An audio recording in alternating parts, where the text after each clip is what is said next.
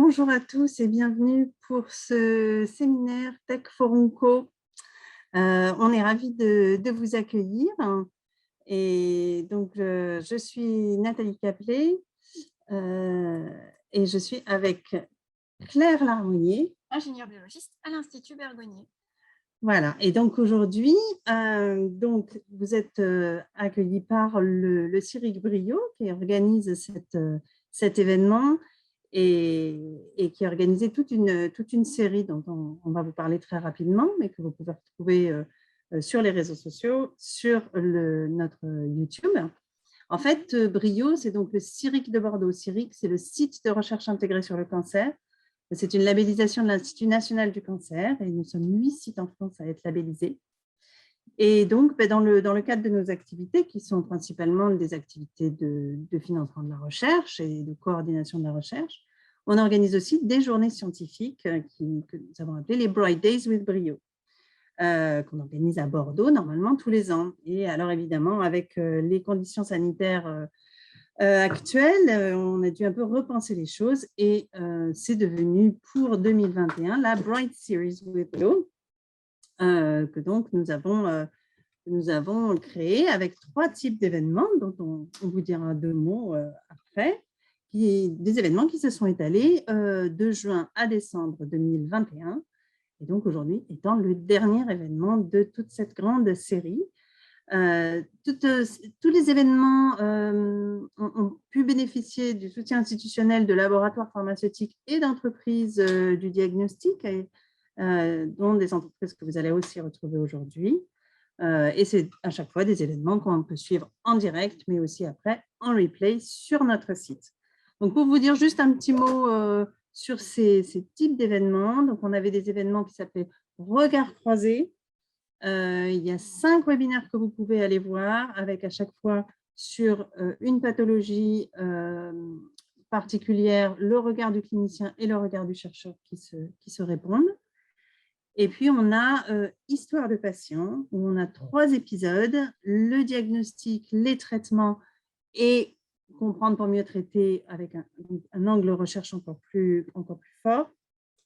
Et à chaque fois, dans Histoire de patient, on suit le parcours de patiente et on a le regard de l'expertise clinique et scientifique d'acteurs bordelais avec le témoignage de patients qui sont là. Et c'est sur des glioblastomes, des cancers du côlon et le cancer du rein. Et donc, tout ça, en effet, vous pouvez le retrouver sur notre chaîne YouTube, par exemple.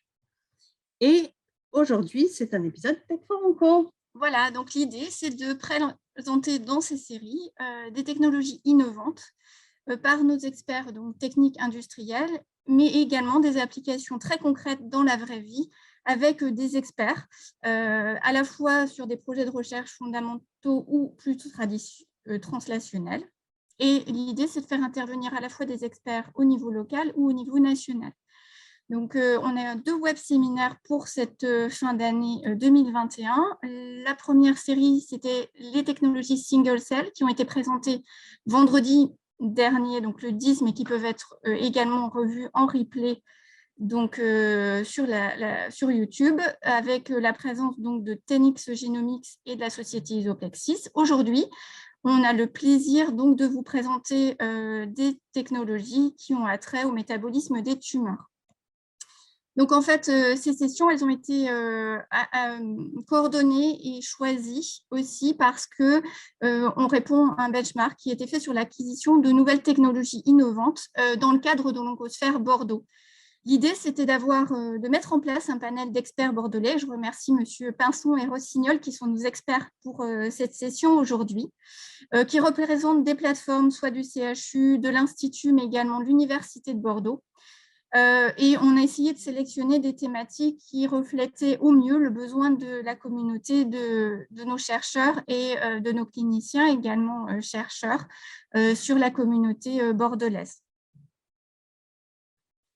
Donc aujourd'hui, nous avons le plaisir et nous sommes ravis d'accueillir la société Agilent pour nous présenter principalement une application donc, sur leur appareil, le Seahorse. Et notre expert est une experte de l'Institut Curie, Madame Gendry, qui nous a rejoint également. En deuxième partie de ce séminaire, on va accueillir la plateforme MetaboHub avec deux de ses représentants et également Monsieur Sari. Donc, je vous souhaite une très bonne session et je remercie de nouveau nos modérateurs pour cette session, Monsieur Pinson et Monsieur Rossignol. Donc, on va maintenant passer la main à et Monsieur Yokem et Bridon d'Agilent. Donc, j'arrête le partage d'écran pour lui permettre de partager le sien.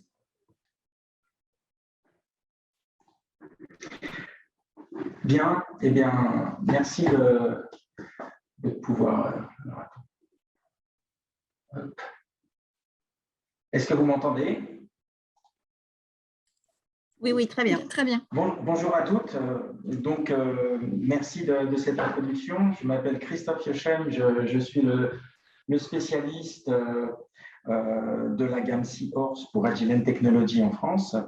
Et avec ma collègue Gaëlle, qui est manager global du segment métabolisme cellulaire chez Agilent, nous aimerions vous remercier pour cette invitation. Nous espérons que vous trouverez dans notre présentation des informations utiles et stimulantes, et nous allons vous présenter donc une introduction sur l'utilisation combinée des technologies d'analyse des flux métaboliques pour mieux comprendre la biologie cellulaire grâce à ces technologies que nous allons vous présenter. Ces deux technologies fournissent des informations sur les flux métaboliques cellulaires, ainsi que les taux de réaction métabolique sur deux échelles, ou on peut dire aussi résolution, qui sont au niveau cellulaire, avec l'analyse avec le CIRS-XF, et au niveau moléculaire, avec l'analyse qualitative par ce qu'on appelle la LCMS, ou encore liquide chromatographie mass spectrométrie. Donc, sur cette slide, pour introduire le sujet, des mesures de flux métaboliques et des valeurs qu'elles apportent, imaginons une autoroute avec son trafic routier. Et si nous prenons une photo de cette autoroute, nous pouvons capturer le nombre de voitures sur un tronçon spécifique de cette autoroute à un instant T, à un moment donné. Eh bien, cette photographie est analogue aux informations que nous obtiendrons avec une mesure biologique à l'état stable, au niveau cellulaire, ou bien en point final. Ceci vous indiquera combien de voitures se trouvent sur un tronçon de route particulier à un moment particulier. Si nous prenons une vidéo à la place de cette photo statique, une vidéo de ce même tronçon d'autoroute, nous capturerons également le taux ou le flux de molécules en plus. Donc, vous voyez, on voit ces voitures circuler à des vitesses différentes, à des véhicules différents, et nous pouvons constater que certains véhicules se déplacent plus vite ou plus lentement que d'autres, ou qu'ils ont un rythme plus rapide ou plus lent, etc. Donc, nous obtenons donc des données dynamiques supplémentaires avec cette approche du temps réel, cette vidéo, par rapport à une photo qui est statique. Donc, lorsque nous pouvons mesurer la vitesse des voitures, nous obtenons des informations sur les endroits où il y a des embouteillages, ou dans le cas des cellules, par exemple, des enzymes qui seraient inhibées ou à faible activité ou à faible concentration, ou bien des endroits où le trafic se déplace librement, c'est-à-dire que les enzymes exécutent les réactions chimiques normalement avec des constantes d'affinité classiques, ou alors la circulation peut s'accélérer, et là on verra une activité enzymatique beaucoup plus importante, ou bien des concentrations enzymatiques plus importantes. Donc, comme vous pouvez le voir, la vidéo apportera de nombreuses informations supplémentaires et complémentaires de la photo. Comme je l'ai mentionné au début, les analyses de flux qualitatifs Seahorse et liquide chromatographie spectrométrie de masse fournissent donc toutes les deux des informations sur le flux métabolique avec les vitesses des réactions chimiques. La principale différence entre ces deux technologies est que la technologie Seahorse fournit des mesures à une échelle plus grande, semblable à celle d'une ville. C'est ce que l'on voit sur la slide à gauche avec le terme city, qui veut dire ville, et où la combinaison des voitures entrant et sortant de la ville est mesurée. C'est-à-dire qu'on place des caméras au niveau de l'entrée de la ville, au niveau du périphérique, et on regarde les voitures qui entrent et les voitures qui sortent. Différemment, l'analyse en flux qualitatif avec la chromatographie liquide et spectrométrie de masse, ben là, on aura plutôt des mesures de taux sur une échelle de rue. C'est-à-dire qu'on va rentrer à l'intérieur de la ville et on va regarder les trafics routiers à l'intérieur des rues avec le nombre de véhicules à chaque intersection de la ville et on va mesurer les taux relatifs de ces voitures se déplaçant à chaque intersection. Donc, c'est des informations qui seront beaucoup plus précises et à l'échelon moléculaire. Voilà. Donc, pour les prochaines diapos, je vais me concentrer particulièrement sur l'analyse des instruments SEORS. Et ma collègue ici présente, Gaëlle, vous présentera aussi brièvement l'approche moléculaire avec la spectrométrie de masse associée à la chromatographie liquide. Donc, la technologie dont je vous parle s'appelle SEORS. Rien à voir, aucun composé n'est extrait de l'hippocampe, mais c'est juste un nom générique. Et la technologie SEORS permet d'acquérir des données en temps réel, permettant de monitorer, pendant une expérience in vitro, deux des principaux flux métaboliques qui sont la respiration mitochondriale et la glycolyse, en mesurant indépendamment et simultanément la consommation d'oxygène dans un puits et l'acidification extracellulaire.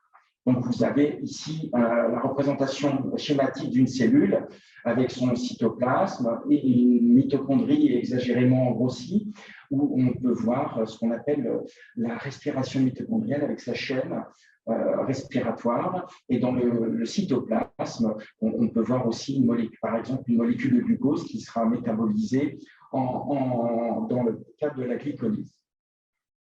Donc, je poursuis.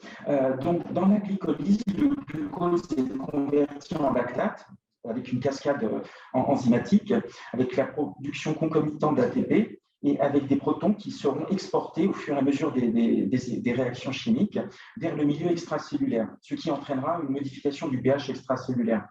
En même temps, en parallèle, la respiration mitochondriale est l'autre processus bioénergétique clé et dans lequel différents carburants tels que le glucose, les acides aminés comme la glutamine et des acides gras à longue chaîne seront métabolisés, entièrement oxydés, en entraînant la consommation d'oxygène. Et ce processus, aussi connu sous le nom de phosphorylation oxydative, permettra de produire de l'ATP. Ces deux voies donc, produisent de l'ATP et sont parmi les principales voies métaboliques pour produire de l'énergie dans les cellules. Mais ce n'est pas leur seule fonction. Ces voies produisent aussi également des intermédiaires métaboliques qui sont utilisés pour la biosynthèse de molécules ou des molécules de signalisation cellulaire, etc. Donc ainsi, avec cette approche pour mesurer ces deux voies, on va pouvoir suivre en temps réel les changements dans la fonction cellulaire et donc en fournissant des mesures sur ces deux principales voies métaboliques. Donc, les chercheuses, les chercheurs pourront examiner de manière générale le phénotype cellulaire des cellules qu'ils étudient et ainsi examiner les aspects mécanistiques plus profonds des phénomènes qu'ils étudient. J'en ai presque terminé juste pour présenter cet appareil qui se trouve sur paillasse sans contrainte environnementale. Donc, comme indiqué précédemment, les analyseurs SEORS mesurent en temps réel la consommation d'oxygène et l'acidification extracellulaire avec des cycles de mesure séquentiels. Donc, nous pourrons mesurer cette activité mitochondriale et glycolytique. La possibilité aussi, et là c'est l'image qui apparaît, d'avoir des ports d'injection dans lesquels vous pourrez placer des drogues, des inhibiteurs, des molécules, vos candidats thérapeutiques, des substrats pour analyser des modifications fonctionnelles de ce métabolisme cellulaire, soit sur la fonction mitochondriale, soit sur la glycolyse. Récemment, la communauté de chercheurs internationale a pu développer avec nos appareils des nouvelles approches en oncologie, ce qu'on appelle l'oncométabolisme, en immunométabolisme et tout ce qui peut en suivre, en cardio, etc. Donc, notre technologie est non destructive et fournit des informations uniques et précieuses pour les chercheuses et les chercheurs. Donc, il n'y a pas besoin de marquer les cellules. Les cellules sont directement déposées, que ce soit en 2D, donc un tapis cellulaire, ou en 3D avec les sphéroïdes ou les organoïdes. Voilà. Donc, j'en ai presque terminé. Là, pour résumer la situation, vous avez à l'image une cellule avec une mitochondrie et vous pourrez, comme je l'ai expliqué, explorer tout ce qui est approche générale au niveau du phénotype métabolique des fonctions mitochondriales, de la fonction glycolytique, l'effet Warburg, les activations des lymphocytes T, etc. Ou bien aussi au niveau d'utilisation des substrats comme le glucose, les acides gras et la glutamine. Voilà, donc je vais passer la parole à ma collègue Gaëlle qui va maintenant vous parler de l'approche plutôt moléculaire de cette approche des flux métaboliques. Gaëlle, c'est à toi. Oui, merci beaucoup Christophe. Est-ce que vous m'entendez bien? Oui. Parfait. Donc, c'est ça. Moi, je voulais vous présenter un petit peu plus le côté de l'analyse de flux qualitative qui va reposer sur la technologie de chromatographie en phase liquide et aussi la spectrométrie de masse. Donc, ça va vraiment nous permettre de mesurer les métabolites qui vont pouvoir être marqués, par exemple, par des isotopes et également mesurer le flux métabolique avec ce qu'on appelle une résolution moléculaire. Donc, plus précisément, ce qu'on va faire, c'est qu'on va regarder les taux relatifs de production, mais également de consommation des métabolites individuels, ce qui va être déduit sur une période de temps spécifiée. Donc, en général, on parle de quelques minutes à quelques heures. Et ça va nous permettre de surveiller l'abondance des métabolites de manière très spécifique et également regarder leur degré d'incorporation par rapport aux marqueurs isotopiques. Prochaine slide, Christophe. Parfait. Donc, le flux de travail qualitatif par LCMS, ça va tout d'abord commencer avec un travail de culture cellulaire qui va être suivi ensuite de l'extinction du métabolisme et ensuite de l'extraction des métabolites d'intérêt. Ensuite, on va faire l'analyse par LCMS et surtout, ce qui va être important ici, c'est visualiser les données. Donc, pendant que les cellules vont être en culture, le principe, c'est qu'on va pouvoir introduire des métabolites marqués par des isotopes stables qui vont généralement contenir du carbone 13 ou encore de l'azote 15 ou encore du deutérium. Et donc, on va les ajouter à la culture et au fur et à mesure que les cellules vont métaboliser ces métabolites marqués par les isotopes, les marqueurs isotopiques vont pouvoir être incorporés dans les métabolites en aval. Donc, c'est vraiment là, au cours de l'analyse de ces échantillons et aussi de l'acquisition des données LCMS, qu'on va pouvoir mesurer la proportion de chacun des métabolites ciblés qui va être non marqué ou marqué isotopiquement. Et c'est vraiment ça qu'on va pouvoir mesurer. On va pouvoir comparer peut-être aussi les taux relatifs de production de ces métabolites-là en aval. Prochaine slide. Parfait. Donc, à gauche, par exemple, ce qu'on va voir, c'est un exemple de traçage des isotopologues du fumarate après l'incubation des cellules avec du glucose marqué au carbone C13 de manière ubiquitaire. Donc, Mass Center VistaFlux, c'est vraiment le logiciel qu'on va utiliser pour extraire ce qu'on appelle les isotopologues du fumarate à l'aide des données LCMS. Donc, dans cet exemple-là du fumarate, ce qu'on va faire, c'est quand on passe du graphique qui va être vers le haut vers celui vers le bas, et donc que les cellules vont avoir pris du temps pour incorporer le glucose marqué isotopiquement, on va pouvoir regarder l'incorporation du marqueur du carbone 13 dans le fumarate et on va le voir augmenter considérablement en fonction du temps. Donc, les isotopologues, dans ce cas-là, vont être mesurés lors de l'analyse de flux qualitatifs par LCMS, et c'est vraiment ça qui va nous indiquer combien d'atomes vont être marqués de manière stable et incorporés dans les métabolites. Mais ça ne va pas nécessairement ici nous indiquer la position atomique dans la molécule. Donc, comme on a indiqué à droite, l'isotopologue, par exemple, M+1, donc avec un seul carbone marqué dans le fumarate, pourrait être incorporé à n'importe laquelle des 4 positions dans la molécule. Et c'est vraiment ça qu'on va appeler les isotopomères. Donc, les données de fragmentation seraient vraiment nécessaires à ce moment-là si on voulait pouvoir regarder et déterminer la proportion et surtout la position absolue du marqueur stable dans le métabolite. Prochaine slide. Donc, en règle générale, le traitement des données d'isotopologues, c'est vraiment assez lent et assez lourd. Donc, c'est vraiment ici que le logiciel VistaFlux va nous permettre de simplifier l'analyse des données grandement. La première étape, c'est vraiment quand on fait l'analyse des données LCMS, on va tout d'abord commencer à créer une base de données sur les voies de métabolites qui vont être ciblées. Donc, par exemple, en construisant une liste de métabolites issus peut-être de la glycolyse ou encore du cycle de Krebs. Et la base de données comprend les informations sur le composé. Donc, à ce moment-là, ce qu'on va faire, c'est qu'on va avoir, une fois les données qui vont être connectées, l'extraction des caractéristiques des isotopologues va être effectuée en mode batch à l'aide du logiciel Profinder. Et on va avoir un processus qui va se faire en plusieurs étapes. Donc, une des caractéristiques qui va être importante, ça va être le processus qui va permettre une correction de l'abondance des isotopologues naturels qui va être effectuée pour améliorer la précision de la mesure de l'incorporation des isotopes stables.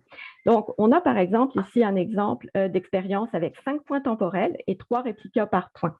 Donc là, le chromatogramme extrait qu'on va voir sur la droite et les spectres de masse vont pouvoir nous permettre de regarder le résultat des isotopologues regroupés par réplica. Ça va nous fournir une vue d'ensemble facile des résultats qui va permettre exactement l'extraction manuelle aussi des caractéristiques et afficher les résultats répliqués dans chacun des groupes d'échantillons. Donc, dans cet exemple particulier-là, par exemple, la période d'incubation avec le glucose marqué au carbone C13 va permettre d'augmenter du haut vers le bas. Et au fur et à mesure que le temps d'incubation va augmenter, il va y avoir une incorporation supplémentaire des atomes de carbone C13 donc dans le glucose, qui viennent du glucose, qui vont être incorporés dans le fumarate. Donc, c'est vraiment le taux d'incorporation de ce carbone-là, C13, dans le fumarate, qui va pouvoir peut-être être comparé à l'incorporation de carbone C13 dans d'autres molécules, ce qui va nous permettre d'obtenir une compréhension du taux relatif de production de fumarate, peut-être par rapport à d'autres molécules. Donc, prochaine slide. Donc, une fois qu'on va avoir fait l'analyse de ces données-là par rapport aux isotopologues, ça va vraiment être important de visualiser les résultats à l'aide du logiciel Omics Premium, où là, on va pouvoir regarder les voies métabolites spécifiques d'intérêt qui vont pouvoir être sélectionnées et aussi connectées entre elles. Donc, le marquage isotopique pour chacun des métabolites mesurés va pouvoir être affiché et c'est vraiment ça qui va nous permettre de commencer à comparer le taux de flux des métabolites à travers les différentes voies métaboliques. Donc, ça va nous permettre d'éclairer diverses voies qui pourraient être bloquées ou encore peut-être se concentrer sur des voies qui pourraient être réguliers à la hausse. Donc, prochaine slide. Donc, on voulait juste finir ici en disant qu'on peut vraiment regarder différents processus cellulaires et aussi regarder les processus de flux qualitatifs grâce à la combinaison du Seahorse et de l'analyse LCMS. Donc, naturellement, les cellules peuvent adapter leur métabolisme pour exécuter une fonction dans un but très précis, mais également peut-être pour répondre à un signal ou encore à une demande externe, ce qui va permettre de provoquer des changements métaboliques. Les mesures de ces changements dans les flux métaboliques vont pouvoir être mesurées à la fois au niveau cellulaire, donc grâce au Seahorse, mais également au niveau moléculaire, où à ce moment-là, on va faire l'analyse de flux qualitatifs par LCMS, et ça va nous permettre de mesurer vraiment un large éventail de processus cellulaires, tels que l'activation des lymphocytes T, par exemple, ou encore la prolifération des cellules cancéreuses, tout en passant par la différenciation peut-être des cellules souches, mais aussi différents phénomènes d'apoptose, ou également peut-être aller un petit peu plus loin dans le dysfonctionnement des états pathologiques, comme dans des maladies cardiovasculaires ou encore dans des maladies métaboliques. Donc, c'était ça. Si tu veux passer sur la prochaine slide, Christophe, on avait ici aussi développé donc vraiment une page web sur agilent.com où vous allez pouvoir aller visiter notre page qui va vraiment mettre en valeur la combinaison entre les études bioénergétiques cellulaires avec des approches métabolomiques un petit peu plus traditionnelles. Donc, je vous remercie beaucoup pour votre attention, puis on va pouvoir répondre à vos questions. Donc là, je vais arrêter de partager mon écran pour Géraldine Gentric de l'Institut Curie. Bonjour à tous. Donc je suis Géraldine Gentric, chercheure à l'Institut Curie dans l'équipe du Dr Fatima Mechta-Grigoriou. Et je voudrais tout d'abord remercier le CIRIC Bordeaux ainsi que Rodrigue de m'avoir invité pour vous présenter les travaux que nous menons au sein du laboratoire. Et donc, je vais vous parler d'hétérogénéité métabolique dans les cancers de l'ovaire. J'arrive pas à revenir en arrière, c'est pas grave. Donc, au laboratoire, nous travaillons principalement sur les cancers de l'ovaire séreux, qui représentent environ 75 à 80% des cancers ovariens, et plus précisément sur les hauts grades, qui représentent aussi 80% de ces cancers. Le pronostic de ces cancers est très sombre puisque près de plus de la moitié de ces patientes va avoir une survie globale inférieure à 4 ans. Le principal traitement aujourd'hui de ces patientes sont les sels de platine associés au taxane, avec aussi le développement maintenant et les résultats assez encourageants pour les anti-PARP. Et nous avons... Et ce qu'il faut savoir, en fait, c'est que les cancers ovariens, même si d'un point de vue clinico-pathologique, ils sont assez homogènes, d'un point de vue moléculaire, de nombreuses études ont commencé à montrer qu'ils étaient très hétérogènes, en tout cas qu'il existait une hétérogénéité intertumorale. Il y a à la fois des disparités d'un point de vue génomique, avec un tiers des patientes qui vont présenter des altérations de la voie BRCA1, BRCA2. Il y a aussi eu l'identification de différentes signatures transcriptomiques, avec celle identifiée dans le laboratoire de Fatima qui porte sur le stress oxydant et la fibrose, et par le TCGA, avec l'identification de 4 groupes transcriptomiques, ainsi que l'identification de d'autres groupes avec une signature protéomique, et en particulier l'activation de Merck-ERK. Et c'est l'identification en fait de ce groupe de patientes présentant une réponse au stress oxydant forte qui nous a conduit à nous poser la question de savoir s'il pouvait y avoir une reprogrammation métabolique associée dans les cancers de l'ovaire. Donc, c'est la première question que nous avons investiguée. Et pour ça, nous avons collaboré avec Stéphane Clavrolle de la plateforme de Bordeaux en protéomique, et avec Rodrigue Rossignol qui nous a aidés pour cette partie. Et nous avons analysé donc la protéomique de plus de 127 tumeurs ovariennes issues de l'Institut Curie. Et lorsque l'on fait une analyse non supervisée, en nous focalisant par contre principalement sur les enzymes et les transporteurs du métabolisme, donc ça va être la glycolyse, la bêta-oxydation, la phosphorylation oxydative, nous pouvons observer que nous pouvons catégoriser 2 groupes de patientes. Des patientes qui ont une forte expression de ces protéines et des patientes qui ont un niveau de ces protéines plus faible. Et lorsque nous réalisons une analyse différentielle entre ces 2 sous-groupes de patientes, les principales voies biologiques dérégulées sont associées à la respiration mitochondriale, la phosphorylation oxydative et l'énergie, le métabolisme énergétique. Nous nous sommes dit que nous pourrions restreindre cette analyse transcriptomique aux protéines impliquées dans la chaîne respiratoire mitochondriale. Et en effet, lorsque l'on restreint cette liste de protéines, nous pouvons observer qu'il y a que nous pouvons redistinguer ces 2 groupes de tumeurs, que nous avons aussi validé grâce à une analyse des consensus clusters, qui nous permet vraiment d'avoir une forte présomption pour ces 2 groupes, et que nous avons aussi validé dans une autre cohorte internationale publiée par le TCGA. Nous avons donc décidé en fait d'appeler ces 2 groupes High OXPHOS pour les tumeurs qui présentent un enrichissement dans ces protéines impliquées dans la respiration mitochondriale, et Low OXPHOS pour le second groupe.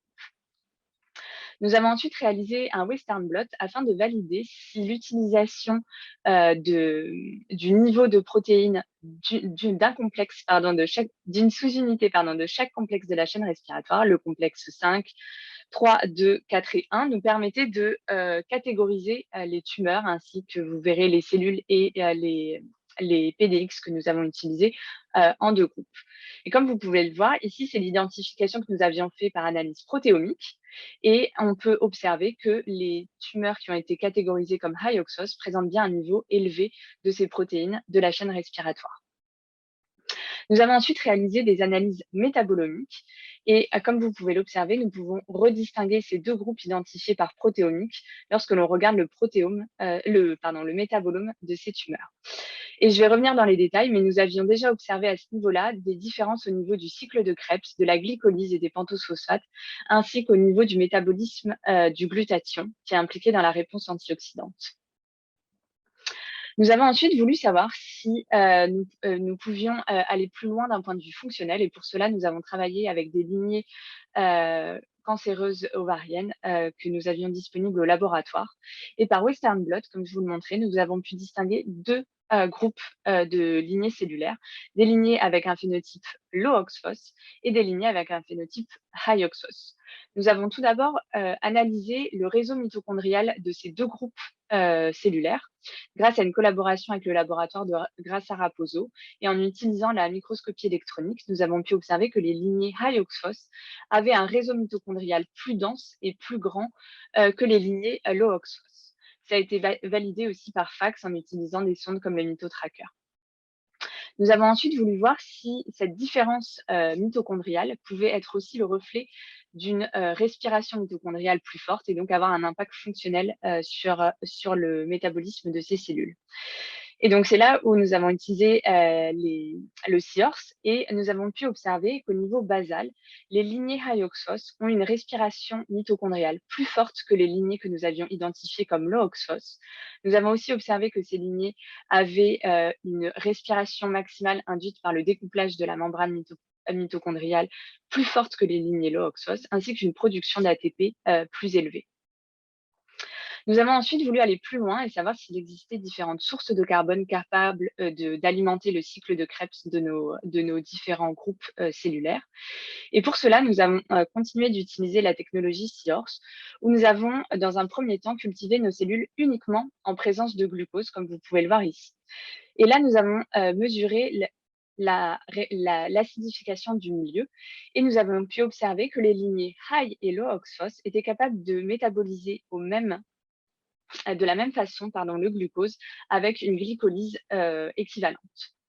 En revanche, lorsque l'on cultive nos cellules en présence uniquement de glutamine, vous pouvez voir que les lignées high oxphos ont une respiration mitochondriale bien plus élevée que les lignées low oxphos, montrant l'importance de la glutamine dans les lignées high oxphos comme source de carbone pour alimenter la chaîne respiratoire. Et pour aller plus loin, nous avons réalisé des analyses de flux omiques en utilisant donc des glucoses et des glutamines marquées.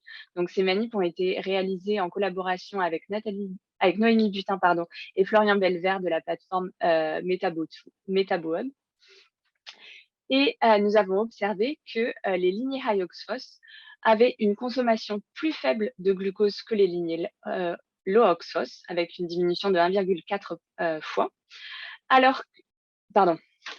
nous avons observé que les lignées high oxphos consommaient 1,3 fois plus de glucose que les lignées low oxphos et avaient une consommation de glutamine marquée presque 3 fois plus élevée que les lignées low oxphos, montrant l'importance de la glutamine dans les cellules high oxphos. Et pour aller plus loin, nous avons analysé en fait les flux de ces différentes sources de carbone marquées. Et donc ici, je vais me concentrer particulièrement sur la glutamine qui avait été marquée. Et lorsqu'on le regarde deux métabolites, que sont l'alpha-glutarate et le citrate, vous pouvez observer que nous avons une augmentation des isotopologues M1 à M4, qui sont le reflet en fait d'une anaplérose de la glutamine via le cycle de Krebs, ainsi qu'une augmentation en fait du succinate et du malate, qui sont des intermédiaires du cycle de Krebs. Alors que les isotopologues M5 et M6, qui correspondent en fait à la glutamine qui reste dans le cytoplasme, eux sont augmentés, sont plus fortement dans les lignées high oxphos, montrant en fait que les lignées high oxphos utilisent principalement la glutamine pour alimenter le cycle de Krebs. Dans nos analyses en fait de protéomique et de métabolomique, nous avions aussi vu qu'il y avait un déséquilibre des acides gras dans les lignées high oxphos. Et nous avons donc utilisé un inhibiteur de la bêta-oxydation dans nos cellules, qui est l'étomoxir, qui va bloquer CPT1. Et nous avons pu observer que la respiration est ainsi fortement diminuée dans les lignées high oxphos lorsque l'on utilise cet inhibiteur, montrant que les acides gras peuvent être aussi une source essentielle de carbone pour alimenter les lignées high oxphos. Nous nous sommes ensuite questionnés à savoir quelles étaient les caractéristiques de ces tumeurs high oxphos et low oxphos. Nous sommes donc repartis de notre hypothèse initiale, qui était de savoir y a-t-il une différence de stress oxydant. Et nous avons pu observer, grâce aux extraits protéiques et à des analyses transcriptomiques, que les patientes de phénotype high oxphos présentaient une augmentation de la réponse antioxydante médiée par le facteur NRF2. D'autre part, nous avons observé une accumulation des protéines impliquées dans la réponse antioxydante, telles que les GPX, les SOD ou les PRDX. Nous avons ensuite voulu savoir s'il y avait une augmentation des dommages oxydatifs dans les tumeurs high oxphos. Et pour cela, en collaboration avec Bertrand Friguet, nous avons pu observer que les protéines des patientes high oxphos étaient plus oxydées grâce à la mesure de la carbonylation que les protéines des tumeurs issues de patientes de phénotype low oxphos, D'autre part, nous avons pu observer une peroxydation des lipides plus importante dans les lignées high oxphos. Et de manière intéressante, nous avons observé une diminution des intermédiaires du métabolisme du glutathion dans les lignées chez les patientes high oxphos. Ceci montrant qu'il y a une augmentation du stress oxydant chez les patientes de phénotype high oxphos et une augmentation des intermédiaires du glutathion dans les tumeurs de phénotype low oxphos. Nous avons ensuite voulu voir s'il y avait effectivement une augmentation des espèces réactives de l'oxygène. Donc pour cela, nous sommes passés sur les lignées cellulaires puisque leur demi-vie est très faible et difficile à mesurer sur des extraits protéiques issus de patientes. Et comme vous pouvez le voir, en regardant les ions superoxydes et le radical hydroxyle, nous avons une augmentation de ces espèces réactives de l'oxygène dans les lignées high oxphos, une augmentation de la peroxydation lipidique également dans les lignées high oxphos, comme vous pouvez aussi le voir ici par IF. Et de manière intéressante, nous avions aussi constaté un déséquilibre avec une accumulation du fer lysosomal dans ces lignées. Et je reviendrai sur cet aspect. Nous avons donc observé que le phénotype high oxphos est associé à un stress oxydant qui conduit à une augmentation de la respiration mitochondriale. Et donc, nous nous sommes demandé quel pouvait être l'intermédiaire moléculaire jouant un rôle important. Et nous avons décidé d'investiguer le facteur PML, qui est le promylocytic leukemia factor, grâce à une collaboration avec Hugues Deté. Et nous avons pu observer en effet que ce facteur, qui est très associé au stress oxydant, puisque sous ce stress, il va être capable de s'accumuler, de s'agréger sous forme de corps nucléaires, va en fait effectivement s'accumuler chez les patientes de signature high oxphos, comme vous pouvez le voir sur cette IHC réalisée avec PML. Et lorsque l'on regarde dans les noyaux, vous pouvez voir ces corps nucléaires qui s'accumulent chez les patientes de phénotype high oxphos par rapport au phénotype low oxphos. Nous avons voulu voir quel était le rôle fonctionnel de ce facteur dans les cancers ovariens. Et pour cela, nous avons investigué son rôle dans des lignées cellulaires. Et donc, comme vous pouvez le voir, nous avons aussi une accumulation de PML dans les lignées high oxphos. Nous avons ensuite donc inhibé PML pour voir ses conséquences sur la respiration mitochondriale.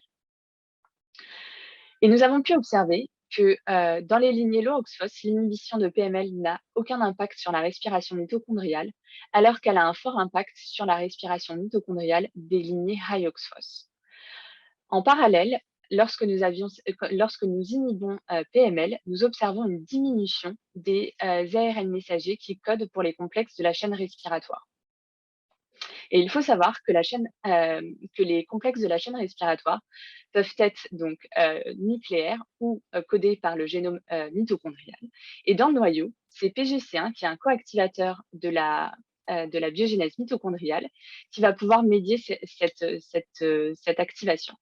Donc BGC1-alpha est sous forme inactive lorsqu'il est acétylé. Ce facteur va être désacétylé et va pouvoir se lier à un facteur de transcription qui pourrait être par exemple les nuclear respiratory factors ou encore des PPAR gamma. Une fois que PGC1-alpha est activé, il va pouvoir y avoir biogénèse mitochondriale et transcription et traduction des complexes de la chaîne respiratoire. Nous avons donc investigué si PML pouvait avoir un impact sur l'ARN messager ou le niveau de protéines de PGC1-alpha. Et nous avons observé aucune différence, ni au niveau ARN messager, ni au niveau de la protéine totale. Nous avons donc voulu analyser l'activation de PGC1-alpha et pour cela, nous avons suivi son niveau d'acétylation. Comme vous pouvez le voir, lorsque PGC1-alpha en condition contrôle est très peu acétylé, alors que lorsque l'on inhibe PML, il est sous forme acétylée, c'est-à-dire il est sous un stade inactif, ce qui est en lien avec la diminution de la transcription des complexes de la chaîne respiratoire que nous avions observé précédemment. Nous avons ensuite voulu analyser si cette stratification OXPHOS pouvait avoir un impact sur la chimiosensibilité des cancers ovariens. Pour cela, nous avons utilisé des modèles PDX grâce à une collaboration avec le laboratoire d'investigation préclinique de l'Institut Curie, où nous avons accès à différents modèles de cancer ovarien qui ont été donc xénogreffés sur des souris immunodéficientes. Et nous avons pu distinguer 2 sous-groupes de modèles PDX avec des modèles PDX high oxphos, où nous pouvons aussi observer ces grands réseaux mitochondriaux. De manière intéressante, nous n'avons pas observé de différence de prolifération des modèles murins PDX, qu'ils soient high ou low oxphos. Nous observons à la fois des modèles où la croissance tumorale va être élevée et d'autres modèles où la croissance tumorale va être plus faible. En revanche, lorsqu'on traite ces modèles avec la chimiothérapie qui est donnée aux patientes, qui est donc les taxanes et les sels de platine, nous observons une différence de réponse en fonction du phénotype high et low oxphos, quel que soit le taux de prolifération. Comme vous pouvez le voir, dans les modèles low oxphos, nous n'avons pas ou peu de réponse à la chimiothérapie, alors que les modèles high oxphos ont une bonne réponse à la chimiothérapie, comme vous pouvez le voir sur ces courbes qui traduisent la croissance tumorale. Lorsque l'on regarde la survie des patientes, nous avons observé que les patientes de phénotype high oxphos ont une meilleure réponse au traitement que les patientes low oxphos. Nous avons ensuite voulu valider que PML et PGSC1 jouaient un rôle dans la chimiosensibilité du phénotype high oxphos. Et comme vous pouvez le voir, lorsque l'on inhibe PML ou PGC1, on a une meilleure,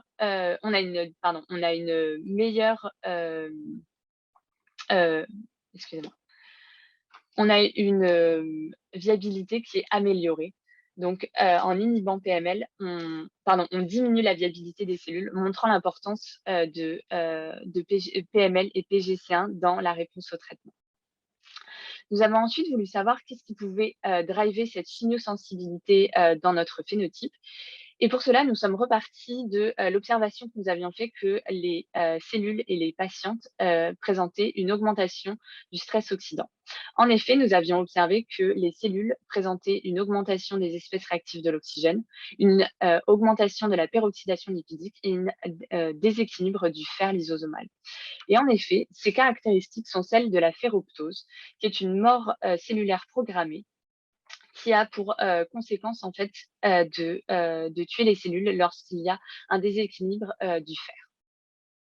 Pour cela, nous avons collaboré avec Raphaël Rodriguez, qui est chimiste à l'Institut Curie et qui a développé différentes drogues qui permettent d'induire cette mort par ferroptose.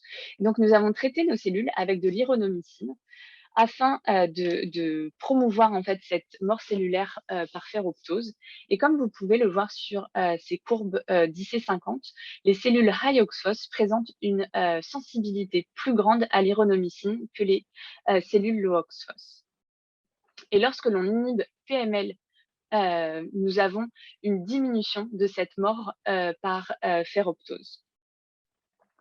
Donc en conclusion, nous avons montré que les cancers ovariens séreux peuvent se distinguer en 2 groupes. Des tumeurs que nous avons donc définies comme high oxphos, qui présentent une augmentation du contenu en ROS, que ce soit avec une oxydation plus forte des protéines, des lysophospholipides de la chaîne SN2, donc peroxydés, une augmentation de la réponse antioxydante médiée par NRF2. Cette augmentation du stress oxydant va conduire à une accumulation de PML sous forme de corps nucléaires. Ces corps nucléaires vont permettre l'activation de PGC1-alpha. PGC1 va ainsi promouvoir la biogénèse mitochondriale et donc un phénotype high oxphos avec une respiration mitochondriale plus forte, une préférence pour la glutamine et les acides gras. Et nous avons pu montrer que les patientes et les tumeurs donc, qui ont ce phénotype high oxphos présentent une chimiosensibilité aux sels de platine et aux taxanes, et que cette chimiosensibilité est principalement due à une augmentation des ROS, à l'accumulation de PML et en particulier à une préférence pour la ferroptose. Voilà, donc je voudrais remercier principalement Fatima qui m'a permis de mener ce projet au sein de son équipe et qui me soutient au quotidien. Yann Kiefer qui a réalisé toutes les analyses bioinformatiques qui étaient présentes dans cette étude en protéomique, mais également en transcriptomique. Je remercie aussi l'équipe de Hugues Rodrigue Rossignol pour son aide, le département de pathologie ainsi que le recrutement des patients, Florian Belvert pour l'analyse de Fluxonic. Je remercie l'équipe de Raphaël Rodriguez pour toute la partie ferroptose ainsi que le laboratoire d'investigation préclinique pour leur aide pour toutes les analyses de PDX. Je remercie les patients et leurs familles et je vous remercie pour votre attention.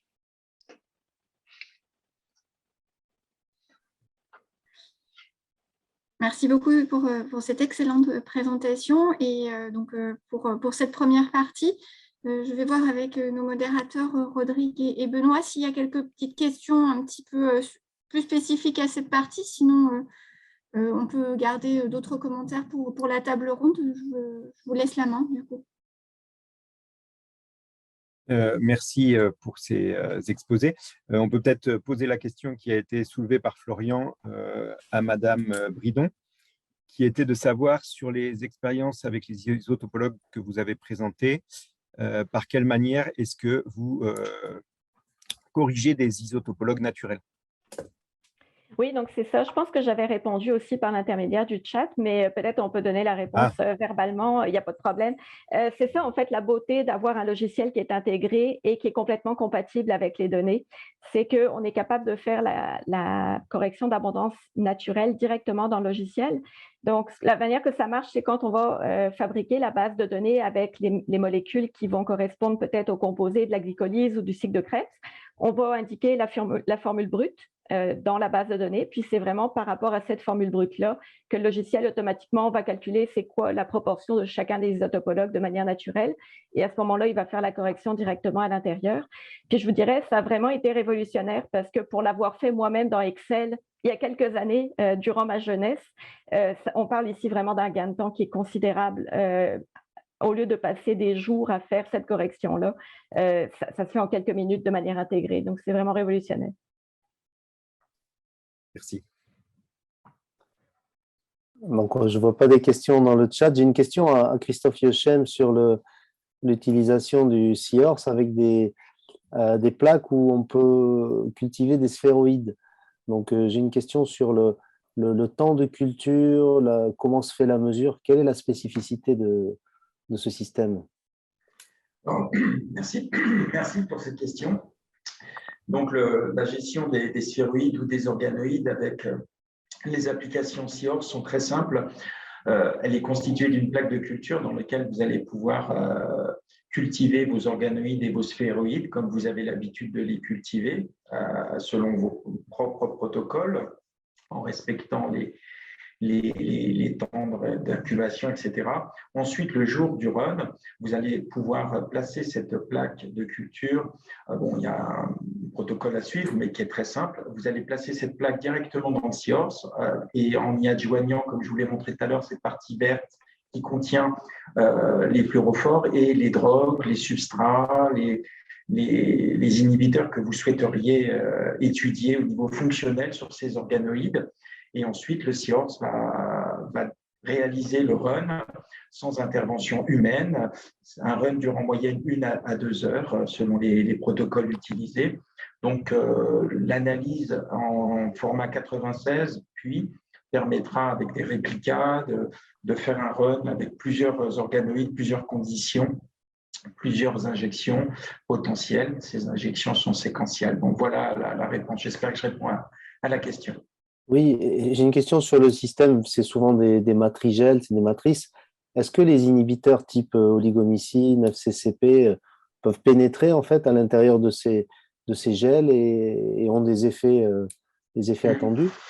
Alors, sur l'approche coating, il est vrai qu'avec le Seahorse, il faut immobiliser les cellules au fond du puits, même si ce sont des organoïdes ou des sphéroïdes. Donc, concernant les organoïdes ou les sphéroïdes, sur la plaque 96, on a une plaque spéciale avec un design, une géométrie qui empêchera le sphéroïde de se balader dans le milieu et de ne pas être constamment dans la zone de mesure. Donc là, on n'a pas besoin d'utiliser d'un coating particulier. Pour des cellules, seules des cellules en suspension ou d'autres types, des biopsies, où on doit faire un coating, là, il n'y aura aucune interaction puisque la mesure se fait dans le milieu extracellulaire par le dessus. Le coating étant au fond du puits, il n'y aura pas d'interaction entre cette partie qui va immobiliser les cellules ou le sphéroïde ou des îlots, peu importe, et la partie analytique. Donc, il n'y a pas d'interaction. Donc, on peut mettre du matrigel, de la polydélysine, du Celtac, de la gélatine, voilà, en respectant une certaine épaisseur, bien sûr. D'accord. Ok, ben, très bien. Du coup, comme on est un petit peu au timing, on va passer à la deuxième partie et à la présentation de la plateforme MetaboHub par Monsieur Belver avec en intervenant Monsieur Sari. Merci. Bonjour tout le monde, merci pour cette invitation. Donc, je vais vous présenter rapidement l'infrastructure MetaboHub ainsi que les différents outils qu'on développe autour de la métabolomique et de la fluxomique appliqués au cancer. Donc, juste pour resituer un petit peu notre système d'études, hein, c'est que donc, la métabolomique, c'est l'analyse du métabolome, le métabolome représentant l'ensemble des métabolites d'un organisme. Et le métabolome est, comme vous le voyez sur ce schéma, le dernier niveau de la cascade génomique. La fluxomique, elle, quant à elle, s'attache à étudier l'ensemble des flux métaboliques d'un organisme à un temps donné. Donc, nous, l'infrastructure MetaboHub, on s'attache à développer donc, ces outils et cette expertise autour de l'étude du métabolisme sous un angle de l'analyse du métabolome, ce qui nous conduit d'une part à développer les différents outils, approches et mettre à votre disposition la partie métabolomique avec les différentes parties que l'on développe, de la préparation des échantillons, de la production de données avec les analyses par spectrométrie de masse ou RMN. Il y a un gros paquet aussi sur tout ce qui est gestion des données et analyse des données pour pouvoir ensuite analyser, les composer, les identifier, et réaliser aussi les quantifications qui sont une part importante et revenir au réseau métabolique afin de pouvoir répondre aux questions et à l'investigation biologique que l'on a. Donc ça, c'est la première partie. Et on a une deuxième partie plus fonctionnelle hein, qui vient se mettre à la suite, qui est le développement d'une part du traçage isotopique et d'autre part de la mesure des flux métaboliques. On en reviendra un peu plus tout à l'heure pour apporter une autre notion plus dynamique sur l'étude du métabolisme. La métabolomique est la dernière née des omiques, hein, de la cascade génomique, et il y a de gros challenges à remonter. C'est des choses qui ne sont pas encore complètement plug and play, donc il y a énormément de travail dessus, mais c'est ça aussi qui est excitant pour pouvoir vous offrir ces outils. Et donc, notamment, les challenges que l'on souhaite adresser sont tout ce qui est couverture du métabolisme, la quantification, la sensibilité aussi. On a parlé là des organoïdes, tout ce qui est passage au niveau de l'échelle, et on va voir avec le flux in vivo, et toute la partie interopérabilité, notamment aussi sur les approches multiomiques. Donc, la métabolomique et la fluxomique, c'est des approches génériques qui sont appliquées à différents domaines de recherche et de mise en production qui vont des sciences végétales jusqu'à la médecine, en passant par la biotech ou la nutrition. Alors, quelques chiffres sur l'infrastructure MetaboHub. L'infrastructure MetaboHub est une infrastructure distribuée financée dans le cadre du projet d'investissement d'avenir numéro 1, donc à partir de 2013. On a reçu des financements nationaux pour supporter et développer la métabolomique à hauteur de 17 millions d'euros. On est plus de 80 personnels permanents, 5 sites que vous voyez ici avec Paris-Saclay, le nœud nantais, le nœud clermontois, le nœud Bordeaux et le nœud Toulouse, avec des approches qui sont développées différentes sur les différents nœuds et des applications aussi.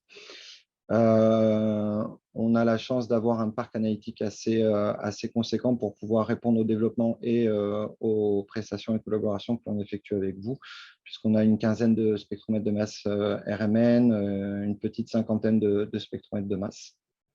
Et donc, nos objectifs, c'est vraiment de développer les technologies de pointe, de pouvoir répondre aux grands projets autour de ces différentes thématiques, de réaliser l'intégration avec les autres omiques, on l'a vu avec la transcriptomique notamment, et tout ce qui est formation et formation du personnel.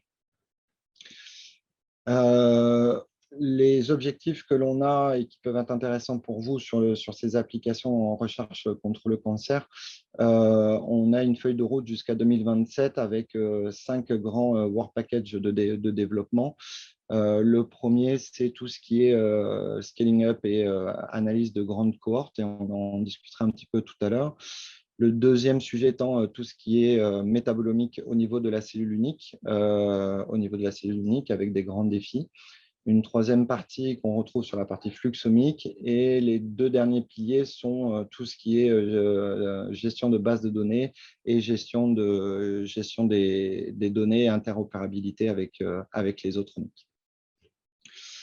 Donc, dans ce cadre-là, on a aussi un axe fort sur la partie santé, et 3 axes que l'on développe, que l'on met déjà en production et que l'on continue à développer. Donc, la partie lipidomique, qui est une partie assez spécifique de l'analyse du métabolome, une partie in vivo fluxomique avec des enjeux assez importants d'être en capacité de mesurer les flux métaboliques au niveau de l'homme, que ça soit intra-organe ou inter-organe, et tout ce qui est cohorte. Donc sur la partie cohorte, on a maintenant l'ensemble du workflow qui est mis en place au niveau de MetaboWeb pour être en capacité de répondre à des grandes cohortes. Donc là, on parle de 1000 à 5000 patients que l'on peut suivre sur plusieurs années. Donc, il y a énormément de verrous qu'on a dû lever sur l'interopérabilité, sur l'utilisation de diverses plateformes de MetaboWeb pour répondre à ces cohortes, et tout ce qui est normalisation. Et donc, nous avons publié le papier sur la preuve de concept cette année sur la capacité de gérer ces grandes cohortes et de lever ces verrous. Et donc, c'est des outils qui sont maintenant disponibles à l'ensemble de la communauté. L'autre partie est l'identification des métabolites, et notamment sur les approches de métabolomique non ciblées que l'on va effectuer sur les cohortes, puisque il y a un grand défi.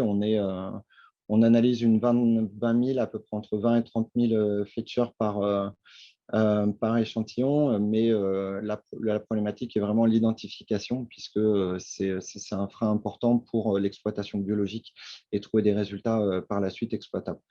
Donc, c'est quelque chose maintenant qu'on développe, et on a une couverture du métabolome qui commence à être assez conséquente, et c'est des bases de données que l'on fournit aussi à l'ensemble des opérateurs s'ils le souhaitent.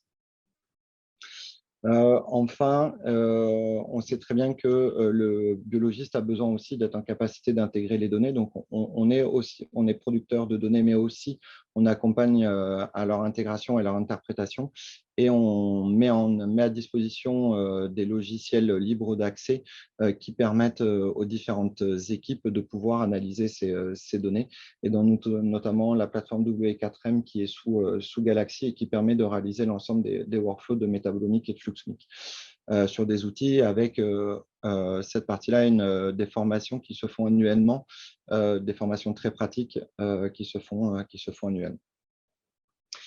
Après, un petit focus sur la partie fluxomique, puisque en 2015, sous l'impulsion de Rodrigue Rossignol, Jean-Emmanuel Sarri et Laurent Lecam, a été créé au sein du Cancéropole Grand Sud-Ouest le réseau Métabo-Cancer, qui visait à développer les approches de fluxomique et de profilage isotopique en recherche contre le cancer, avec des objectifs type stratification de patients, de comprendre la reprogrammation métabolique, et de déterminer les cibles de drogue contre le cancer.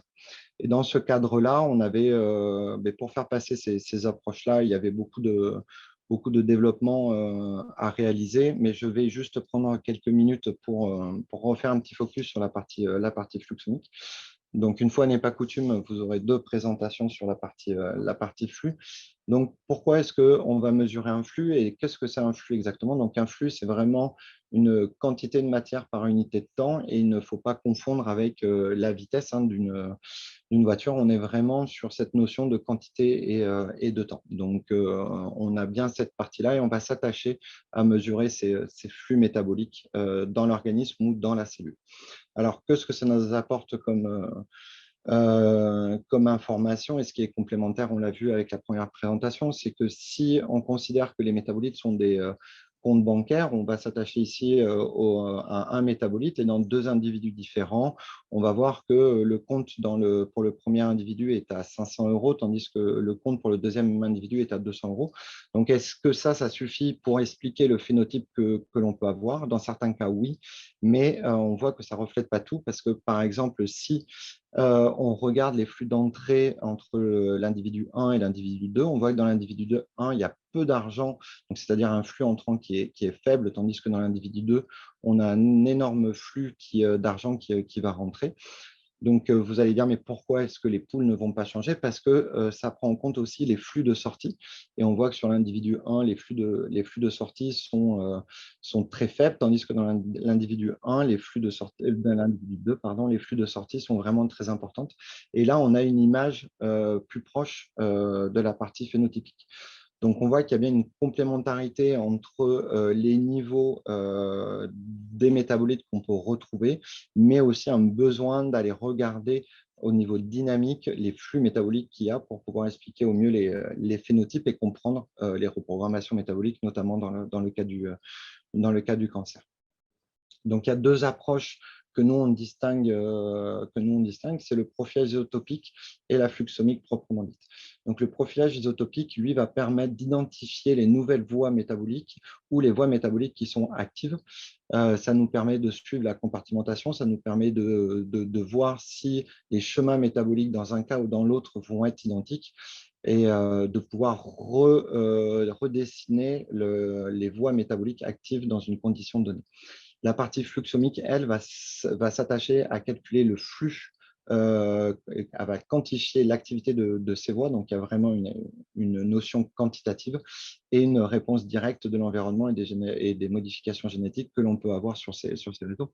Et le résultat final de la fluxomique, c'est la carte de flux que vous voyez ici et qu'on reviendra. Donc, il y a de nombreuses applications et les développements premiers ont été faits sur tout ce qui est micro-organismes. Et depuis quelques années, la partie fluxomique se développe énormément pour la recherche contre le cancer.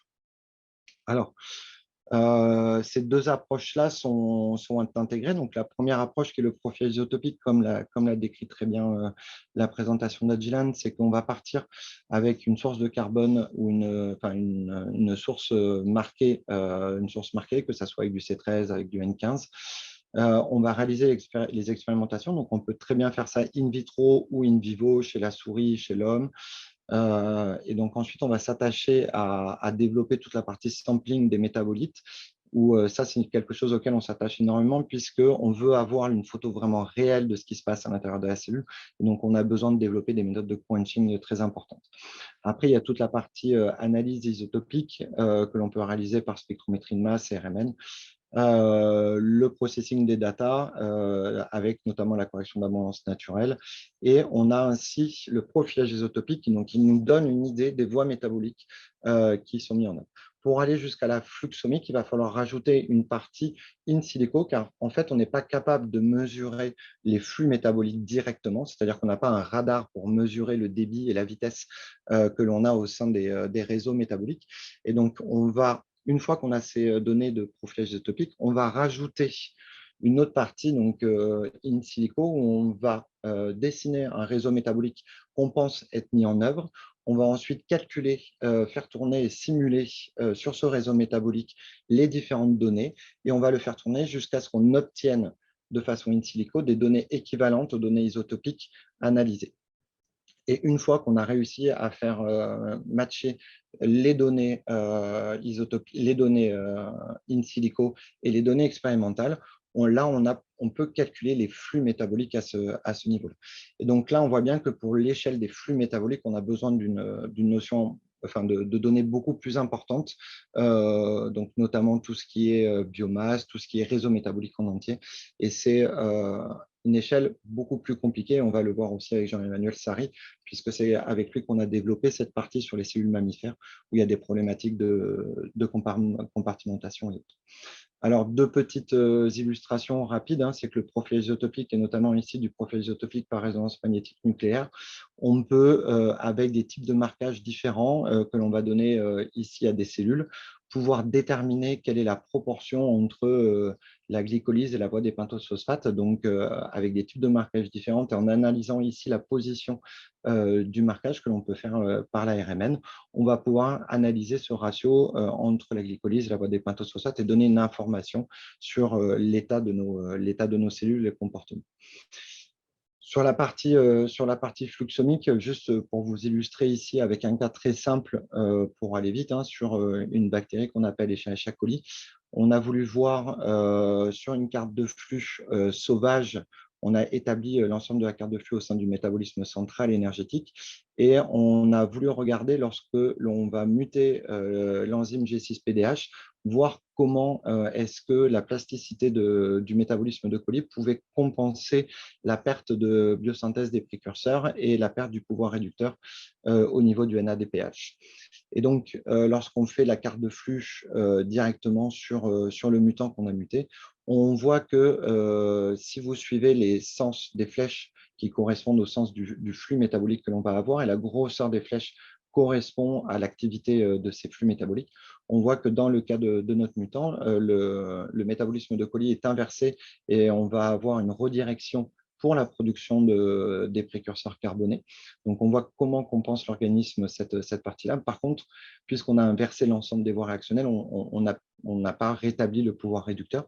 Et si on suit les flux qui sont plus bas au niveau notamment du cycle de Krebs, on voit qu'il y a une augmentation de l'activité forte et directe du cycle de Krebs pour pouvoir compenser ce pouvoir réducteur et produire du NADPH.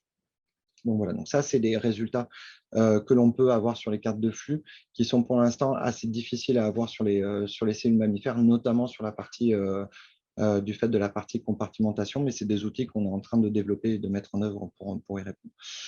Rapidement, pour terminer, donc, sur le profilage isotopique, un des projets pilotes que l'on a développé, c'est avec le groupe de Laurent Lecam à Montpellier, sur l'étude de P53 sur les différents types de cancers. Et notamment pour vous illustrer sur le rôle de 4F1 qui avait un impact sur la PDH et il voulait montrer de façon fonctionnelle quel était cet impact sur le métabolisme et s'il y avait vraiment un impact direct sur le métabolisme. Et là, on voit à ce niveau-là qu'entre le contrôle et les cellules mutées pour O4F1, on a une modification forte du marquage, notamment de l'acétyl-CoA et du cycle de Krebs qui est nettement diminué dans le cas de 4F1, et ce qui montre une action directe de cette mutation sur le métabolisme.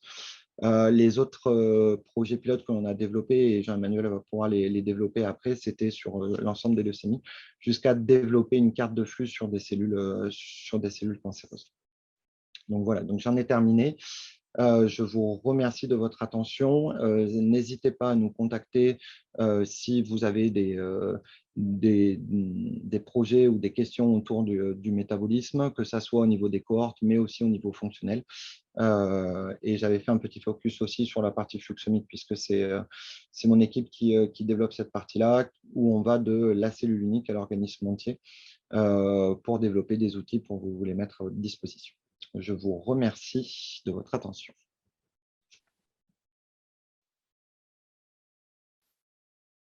Jean-Emmanuel, oui.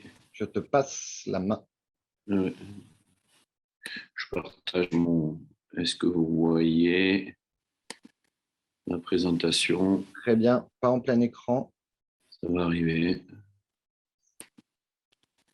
C'est bon là? Très bien. Super, merci beaucoup pour cette invitation à vous présenter nos travaux et les différentes techniques que nous avons utilisées pour montrer que l'adaptation mitochondriale et la flexité métabolique est un acteur majeur de la résistance thérapeutique des leucémies aiguës myeloïdes.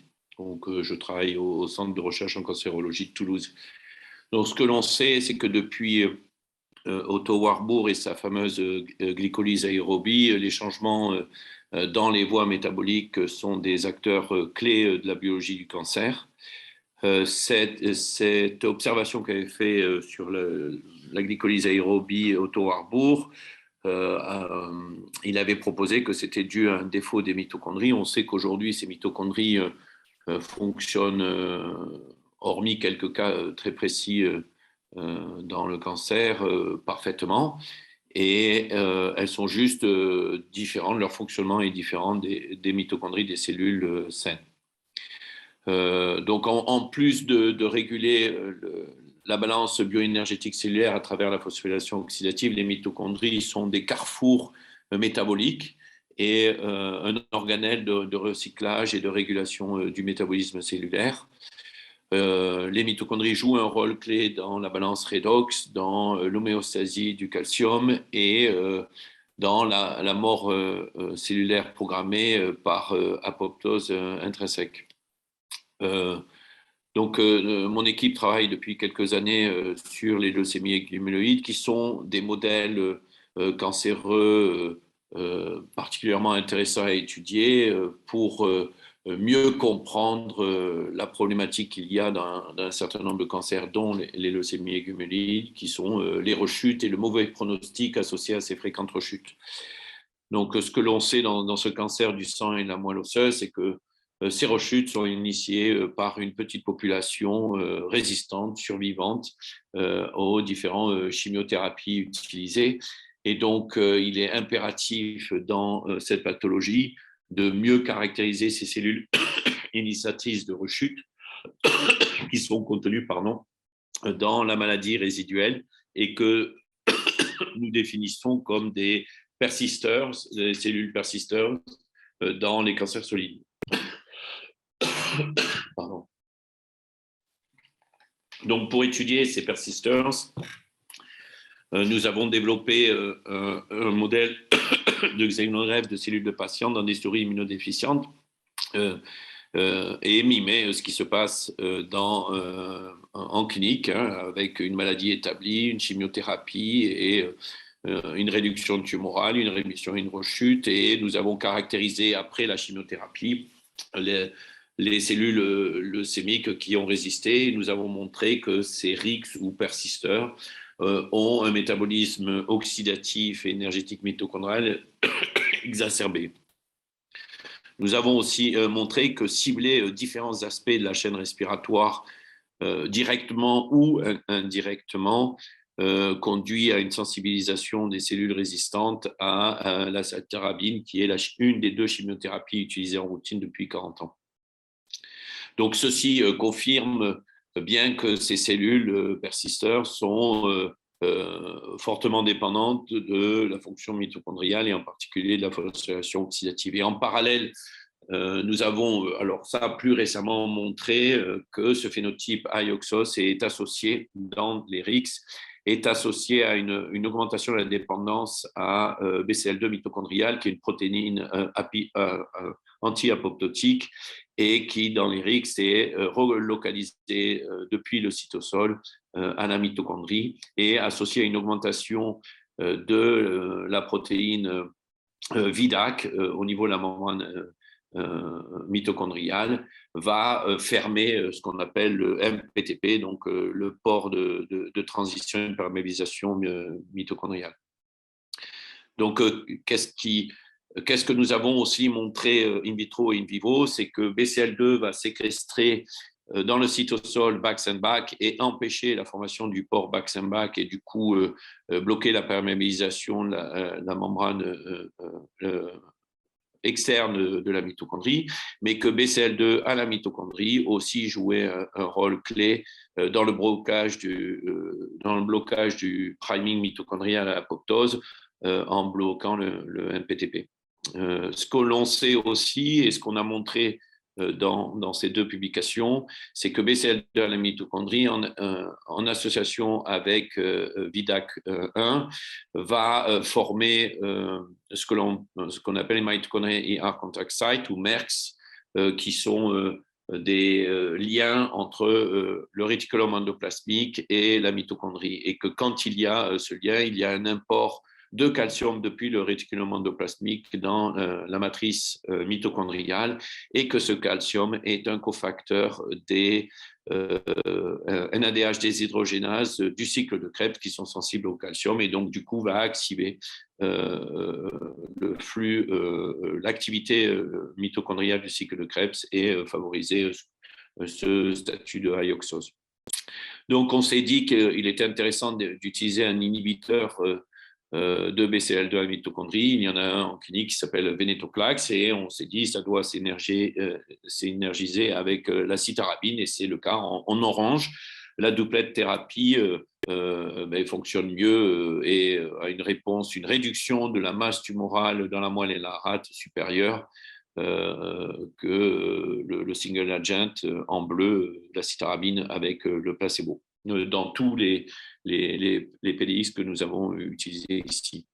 On a montré aussi en utilisant, entre autres, le Seahorse, mais aussi la spectrométrie de masse, qu'il y avait un blocage par venetoclax de l'activation de la fonction mitochondriale induite par la racée en bleu, comparée en orange, et vous pouvez l'observer ici, une diminution de la consommation d'oxygène basal, une diminution des flux d'ATP, que ce soit oxydatif et glycolytique du reste, et aussi une diminution du contenu en métabolite du cycle de Krebs. Donc, il se trouve que cette thérapie est très utilisée, commence à être utilisée en clinique avec des résultats prometteurs de la phase 3, où on voit une augmentation quand on utilise venetoclax plus low-dose aracée, une augmentation du pourcentage de rémission complète. La durée est augmentée par rapport à aracée tout seul. Et la survie des patients est aussi augmentée en bleu comparé en rouge.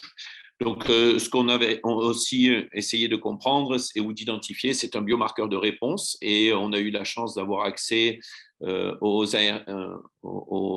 transcriptome des patients pour lesquels on avait une réponse soit dans la souris, soit dans l'essai clinique. Et ce que l'on a observé par Genset Enrichment Analysis, c'est un enrichissement d'un certain nombre de signatures associées à la fonction mitochondriale ou à sa structure dans les très bons répondeurs à venetoclax plus aracée en vert, que ce soit dans la souris ou dans l'essai clinique récent. Donc, ce que l'on s'est dit, c'est qu'on a calculé à partir de ces signatures mitochondria score pour chacun des patients de l'essai clinique, et grâce à ce score, on a stratifié les patients en deux catégories, les patients avec un mitoscore élevé et avec un mitoscore bas, et on a regardé leur survie, et comme vous pouvez l'observer dans la Kaplan-Meier, les patients qui ont le mitoscore le plus élevé ont la survie la plus élevée. Alors, on est en train de constituer une deuxième cohorte de validation pour confirmer ce point-là, mais ça suggère ou confirme le mécanisme d'action de cette doublette thérapie fortement dépendante de l'activité de la chaîne respiratoire. Donc, ce qu'on a voulu, c'est aussi confirmer ces biomarqueurs qui sont des biomarqueurs transcriptomiques par une analyse plus fonctionnelle en utilisant le Seahorse. Et comme vous pouvez observer ici, on a vu une corrélation très forte entre la capacité respiratoire de la consommation d'oxygène et la sensibilité ex vivo des cellules primaires de patients à venetoclax plus aracée, confirmant et la prédiction d'une meilleure réponse à venetoclax plus aracée avec le hyoxose. Ce qu'on a aussi observé, c'est que les cellules il y avait des cellules qui persistaient malgré une bonne réponse. Et donc, en utilisant une approche de single-cell RNA-seq ou DNA-seq avec Tenex Genomics ou Tapestry, nous avons souhaité identifier les mécanismes de résistance. On a confirmé avec deux PDX différents qu'il y avait une hétérogénéité transcriptionnelle avec 9 à gauche, 9 clusters cellulaires différents. Et parmi ces 9 clusters différents, on a observé 3 clusters qui étaient spécifiquement associés à la maladie résiduelle après la duplet thérapie comparée aux autres thérapies. Donc, on a voulu identifier les gènes qui étaient surexprimés dans ces 3 clusters comparés aux autres clusters qui étaient présents dans les autres maladies résiduelles ou au diagnostic, et on a identifié un certain nombre de gènes associés au métabolisme, à la chaîne respiratoire, à la mitochondrie ou à l'homéostasie des ROS, et en particulier, nous avons observé 3 sous-unités associées à la chaîne respiratoire, du moins au complexe 1 de la chaîne respiratoire. Et du coup, nous avons décidé d'utiliser 2 inhibiteurs de cette chaîne respiratoire, l'Ajax et ONC212, qui est un inhibiteur indirect de cette chaîne respiratoire en consolidation après Venetoclax plus l'Odosarasi, et comparer ça avec le bras véhicule ou le bras cytarabine seul, ARAC seul. Donc, ce qu'on peut remarquer dans 3 PDX, c'est qu'on a une réduction significative de la triplet thérapie comparée à la doublet thérapie ou au single agent dans 3 PDX.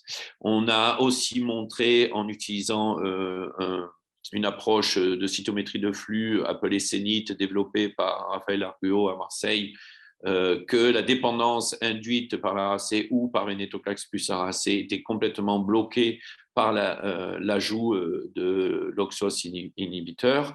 Et quand on utilise un kit Promega pour mesurer l'ATP mitochondrial, on voit aussi cette réduction après l'Ajax ou après ONC212 in vivo dans différents PDX que nous avons utilisés. Et enfin, on observe une augmentation de la survie des souris après l'inhibiteur ONC212 en suivant la duplet thérapie Venetoclax plus low-dose ARAC. Donc, on s'est posé la question dans un autre travail si l'adaptation mitochondriale de ces cellules qui persistent était aussi présente dans d'autres thérapies. Là, je vous ai présenté après chimiothérapie conventionnelle, et on a une chance dans notre pathologie. Depuis 4 ans, il y a une révolution thérapeutique avec la venue en clinique d'une dizaine de nouveaux agents thérapeutiques, et on s'est focalisé sur l'inhibiteur d'ADH, qui est une thérapie ciblée, qui cible la mutation de l'isocitrate déshydrogénase 1. Bon, il existe aussi la 2, donc c'est des enzymes clés du métabolisme qui sont mutées dans 15% des patients. Et la mutation induit une activité enzymatique néomorphique de production d'un oncométabolite appelé le 2-hydroxyglutarate ou 2-AG à partir de l'alpha-KG en utilisant le NADPH. Et donc, dans nos modèles, que ce soit patient ou lignée que l'on a généré avec cette mutation, on peut mesurer par spectrométrie de masse le 2-hydroxyglutarate. Et donc, cette mutation a été découverte en 2019, et en 2017 et 2018, des inhibiteurs spécifiques développés par Agios Pharmaceutical ont été du moins approuvés par la FDA et sont très prometteurs. Et aujourd'hui, au congrès de l'American Society of Hematology, la phase 3 avec l'inhibiteur du complexe 1 a été présentée et extrêmement prometteuse chez ces patients. Cependant, que ce soit seul en monothérapie ou en association avec différentes autres chimiothérapies comme l'azacitidine, 30 à 60% des patients ne répondent pas ou rechutent, et on s'est posé la question, est-ce que ce n'était pas associé avec cette adaptation mitochondriale et ce phénotype AIOXOS. Ce qu'on a observé dans un premier temps, c'est quand on regarde au diagnostic les cellules de patients mutées comparées à des cellules de patients sauvages, on voit en effet une augmentation de l'activité mitochondriale, de la chaîne respiratoire, du complexe 1 et de la consommation d'oxygène mesurée par SIORS, que ceci a été confirmé par une sensibilité accrue des mutants comparée aux sauvages, que ce soit différents inhibiteurs de la chaîne respiratoire ou de BCL2 à partir de cellules primaires ou in vivo, comme vous pouvez l'observer ici dans un modèle de PDX. Donc, cette augmentation d'activité est associée à une augmentation de l'activité du cycle de Krebs, de la production d'un NADH, qui est le donneur d'électrons du complexe 1 de la chaîne respiratoire et qui va entraîner l'augmentation de l'activité d'oxydation phosphorylante. Ce qu'on a observé, c'est qu'il y avait une augmentation du potentiel de membrane, mais contrairement à la chimiothérapie intensive, nous n'avions pas une augmentation de la biogénèse mitochondriale, du nombre de mitochondries ou de masse mitochondriale. Donc, suggérant qu'il y avait une activité qui venait soutenir le cycle de Krebs, et donc avec un partenariat qu'on a depuis très longtemps, depuis une dizaine d'années, avec Metatool et les différentes composantes de Metatool, et dans ce cas-là, la Fluxomix. Nous avons regardé quels étaient les contributeurs à ce cycle de Krebs et qui pouvaient soutenir cette augmentation de la phosphorylation oxydative. On a utilisé du C13 uniformément marqué glucose et glutamine par traçage isotopique pour identifier ça. Donc, la première chose qu'on a observée, c'est que quand on compare les mutants au wild type, vous pouvez voir ici, et donc là, c'est les calculs de flux glycolytique absolu en femtomole par cellule par heure, donc en cinétique. On voit une augmentation de la contribution et du flux, donc la contribution du glucose au pyruvate et du flux du glucose au pyruvate cytosolique, qui était augmenté dans les mutants comparé au wild type. Et ce qui est intéressant, c'est que non seulement le Warburg effect est augmenté, puisqu'on a une augmentation de la production de lactate, mais aussi une augmentation de la contribution du glucose et du flux glycolytique au pyruvate mitochondrial, en rouge ici, comparé en bleu dans le sauvage. Donc, avec l'aide de la plateforme, nous avons été capables de reconstituer la carte de flux métabolique. Alors, à gauche, elle est extrêmement complexe, elle est pas encore complètement stabilisée, on est en train de travailler dessus. Ici, à droite, vous avez quelque chose qui est synthétique, et qui est le fold change des flux mutants comparé aux flux sauvages. Et ce qu'on peut observer déjà, et c'est ce qu'on pressentait, c'est qu'il y a une augmentation et une redirection de tous les flux cataboliques vers le cycle de Krebs et la production d'alpha-KG, qui est un des donneurs, un des substrats essentiels de la réaction mutante. Donc, comme vous l'a dit Florian, on est en train d'essayer de valider la compartimentation entre l'alpha-KG mitochondrial et cytosolique. En parallèle de ça, et encore avec une composante de Metatool, on a été en mesure d'aller un peu plus loin. Donc là, on avait la carte des flux métaboliques, mais on ne peut pas voir, puisqu'elle est associée au C13 glucose et au C13 glutamine, on ne peut pas voir et extrapoler un ensemble des voies métaboliques. Et en travaillant avec Nathalie Poupin et Fabien Jourdan, nous avons été capables de modéliser les réactions métaboliques qui sont actives ou inactives chez le mutant comparé au wild type à partir de données de transcriptome. Donc, c'est de l'analyse in silico. On a contraint cette reconstitution métabolique en utilisant les données que nous avions de consommation et de production de métabolites et les données de biomasse associées à la prolifération cellulaire. Donc, Nathalie et Fabien nous ont permis d'identifier des réactions actives et inactives. Ici, je me suis focalisé sur le pathway qui est associé à l'oxydation des acides gras. Et ce qu'on a identifié, qu'on n'avait pas identifié précédemment, c'est que l'interface entre la mitochondrie et le cytosol au niveau de la bêta-oxydation était fortement activé dans les mutants comparé au wild type, et en particulier l'ensemble des transporteurs et des protéines qui transportent ces acides gras depuis le cytosol à la mitochondrie. On a confirmé en utilisant du C14 palmitate qu'il y avait bien une augmentation associée à ces transporteurs, une augmentation de la bêta-oxydation de ce palmitate dans les mutants comparé au wild type en bleu. Donc, ce qu'on a pu montrer, c'est que cette augmentation de la bêta-oxydation qui venait soutenir la phosphorylation oxydative en particulier était dépendante du 2-hydroxyglutarate qui va augmenter la méthylation des histones, et nous avons montré que la méthylation des histones était augmentée dans le gène CBP-alpha qui conduisait à son activation, et un certain nombre de gènes cibles de CBP-alpha sont associés à la bêta-oxydation, en particulier CPT1A. Ce que nous avons aussi, là je vous la fais court, hein, ce qu'on a vu, c'est qu'à la rechute ou sur les patients qui ne répondaient pas, on voyait un maintien de ce phénotype IOXOS. Et alors qu'on a une diminution du 2-hydroxyglutarate, une diminution de la méthylation et une diminution de l'activation de CBP-alpha.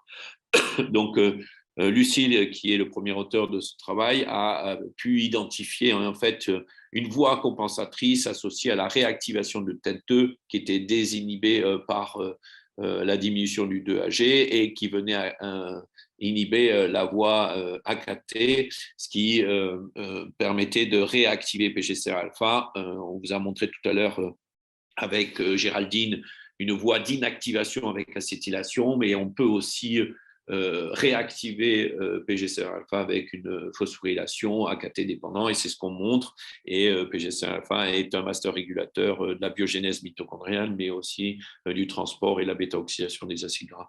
Et donc, ce qui nous a conduit à montrer in vitro et in vivo dans un modèle de PDX qu'une triple thérapie ou une duplet thérapie associant un OXOS inhibiteur avec un ADH inhibiteur plus ou moins une chimiothérapie potentialisait l'effet de ces traitements et pouvait éradiquer la maladie résiduelle dans ce sous-groupe de patients.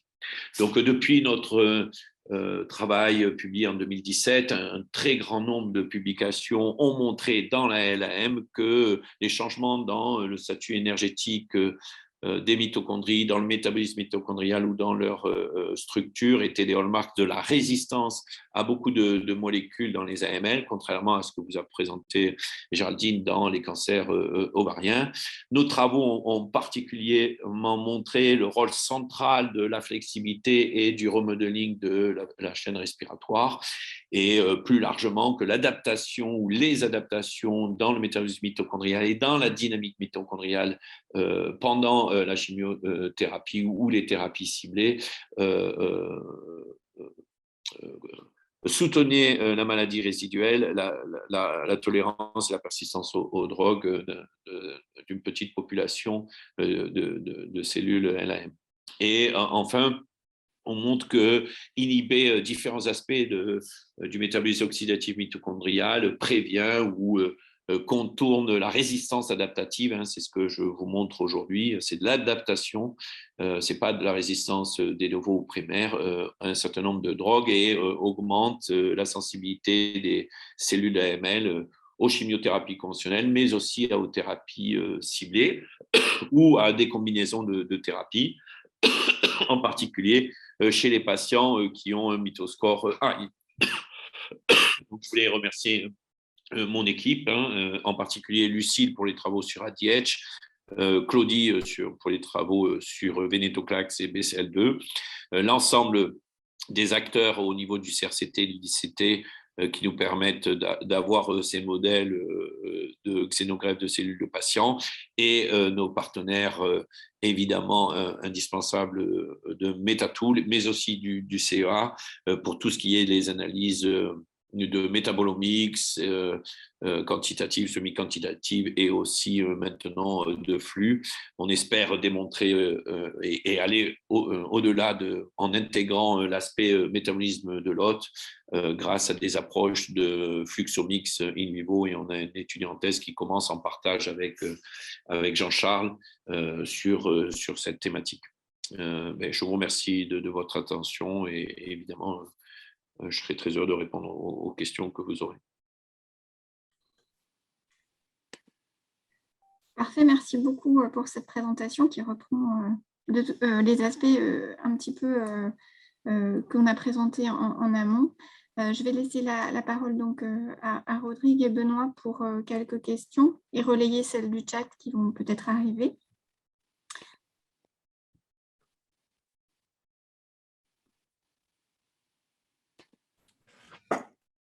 Ok, moi je vais peut-être commencer par une question à Florian, une question un peu plus technique. Tu as soulevé qu'effectivement, il y avait des gros challenges en métabolomique par rapport à d'autres omiques, des challenges qui sont spécifiques à ce type-là de molécules. Et tu as parlé évidemment de problèmes d'identification par rapport à la masse de données auxquelles on a affaire, mais tu n'as pas du tout parlé, ou je l'ai omis, de choses qui sont liées à l'extraction de ces molécules qui posent quand même un gros problème quand il s'agit d'avoir ce que tu as dit, qui était d'essayer d'avoir une couverture vraiment importante. Est-ce que tu peux nous en dire un peu plus à ce sujet ? Tout à fait. En fait, la problématique, c'est que, donc, à la différence de la partie, par exemple, ARN ou ADN, c'est que les métabolites ont une différence physico-chimique très importante, hein, puisqu'on parle de molécules qui sont très polaires, comme le glucose, ou de molécules qui sont très apolaires, comme la partie lipidique. Donc, il n'existe pas un système d'extraction commun à l'ensemble de ces métabolites, hein. Donc, on est obligé de multiplier ces différents systèmes d'extraction. Et ensuite, après, il y a leur stabilité, auquel il faut faire très attention parce que c'est des métabolites, mais souvent, c'est des intermédiaires, donc ils sont très réactionnels. Donc, il faut être capable de figer ça. Et la dernière raison aussi, c'est la grande hétérogénéité sur leur concentration intracellulaire, puisqu'on peut aller de la femtomole au millimolaire pour des métabolites dans un organisme. Donc effectivement, ça, c'est vraiment un point sur lequel on s'accroche, hein, sur développer différents systèmes d'extraction qui nous permettent de couvrir ça. Avec aussi, et ça c'est nouveau depuis quelques années, hein, c'est de développer des systèmes d'extraction multi-omiques où on peut d'une part avoir une partie métabolite, mais aussi une partie transcriptomique pour que vous ayez une image sur le même individu au même temps donné de la partie transcripto, de la partie protéo et de la partie métabo. Donc oui, c'est un enjeu très crucial, souvent mis de côté, mais la partie sampling et quenching, on s'intéresse beaucoup à ça. Merci. Florian, j'ai quelque chose que je voudrais commenter avec toi, c'est la formation que vous proposez en fluxomique, métabolomique, qui se fait à Toulouse. Certains de nos étudiants l'ont suivi, et je pense que ça, c'est un point à mettre en avant aujourd'hui dans ce workshop un peu technique, hein. Est-ce que tu peux nous parler un peu de cette formation, les moyens d'y accéder? Oui, alors ça, vous pouvez directement soit m'envoyer un mail, soit contacter, vous trouverez le lien sur MetaboWeb sur cette partie fluxomique. Donc effectivement, Rodrigue a raison, hein, suite à l'initiative de la GSO, on a mis en place une formation fluxomique qui est réalisée tous les ans et qui s'adresse à tous les chercheurs et les entreprises qui souhaitent utiliser la fluxomique. Alors, pas forcément qui souhaitent réaliser les expérimentations chez eux, mais on aborde tous les aspects, mais aussi tous les gens qui souhaitent utiliser cette technique pour pouvoir l'intégrer dans leur recherche. Donc, c'est une formation qui dure une semaine sur Toulouse et on brosse les différents aspects de la fluxomique, hein, donc de la préparation d'échantillons, comme Benoît l'a dit, jusqu'à l'interprétation des données. Et c'est une formation importante pour que ce soit les postdocs ou les chercheurs puissent utiliser au mieux les données qu'on leur rendra pour pouvoir l'intégrer dans leurs questions biologiques. Donc, et voir tous les différents biais, avantages, inconvénients que l'on peut sortir avec ce type de formation. Donc voilà, c'est une formation qui a lieu au mois de novembre tous les ans, avec une spécificité cancer sur cette formation, c'est flux et cancer.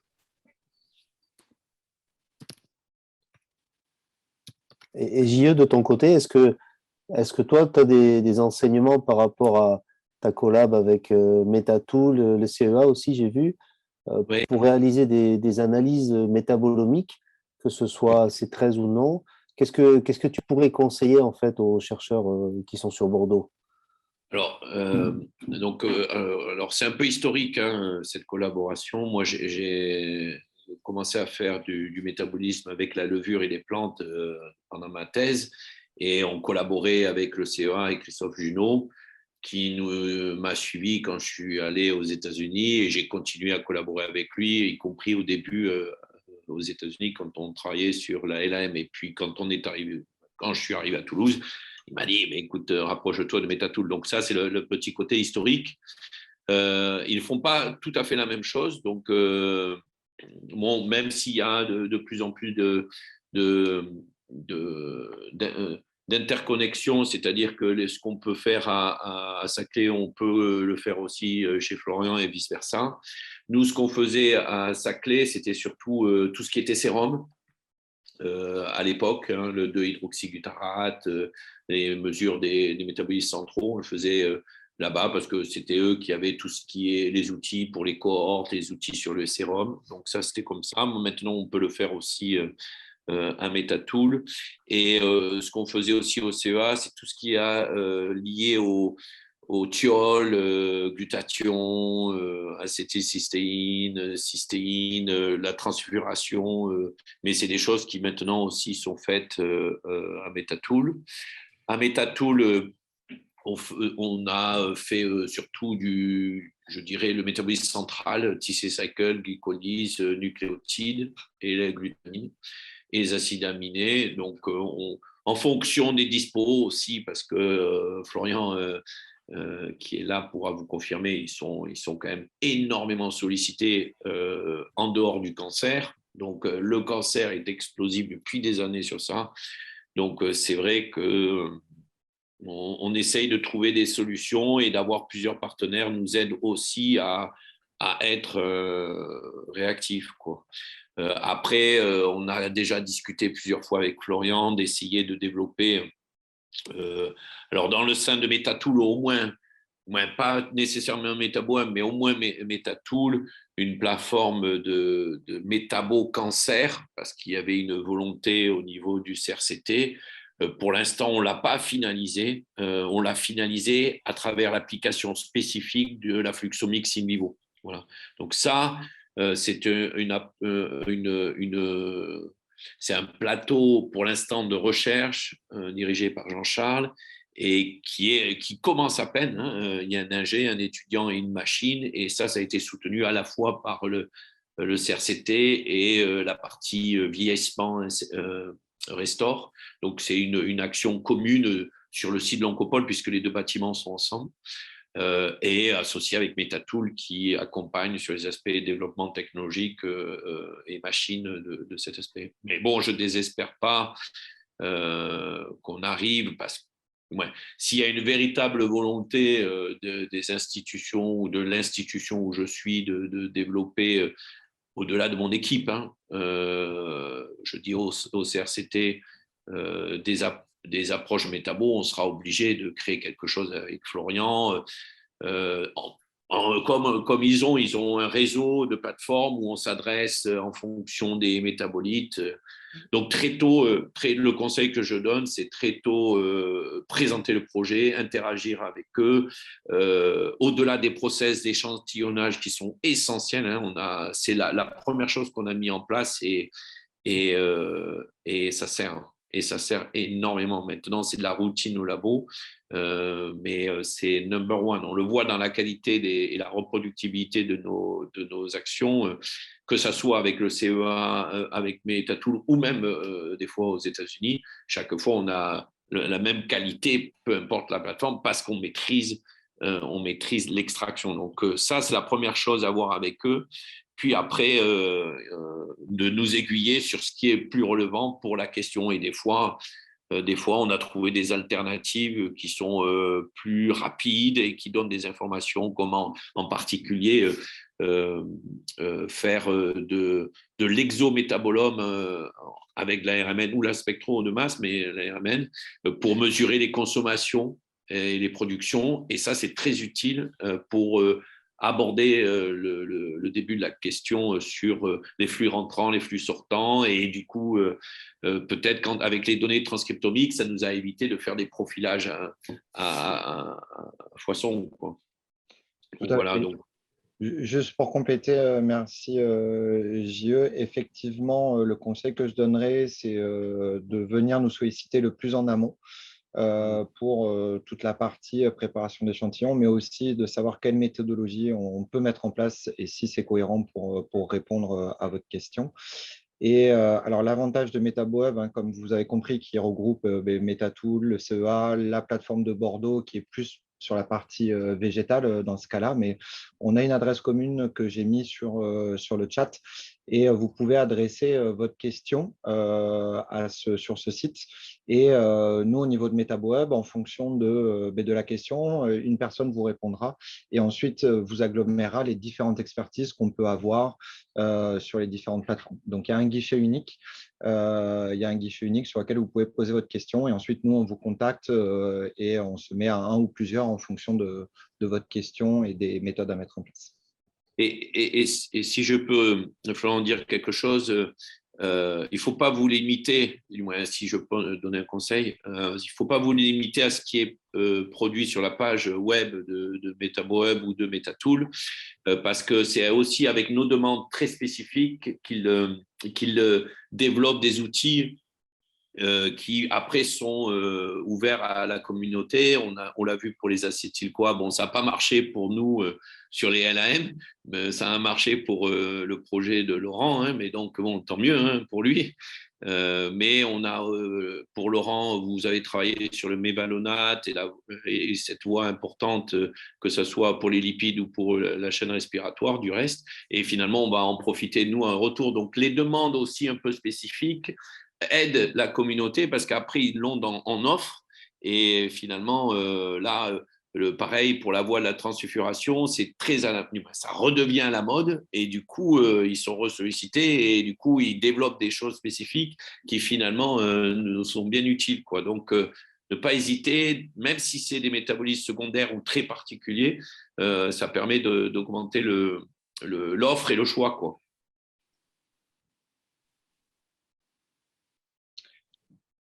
Tout à fait, merci. Oui, je vous en prie, allez-y.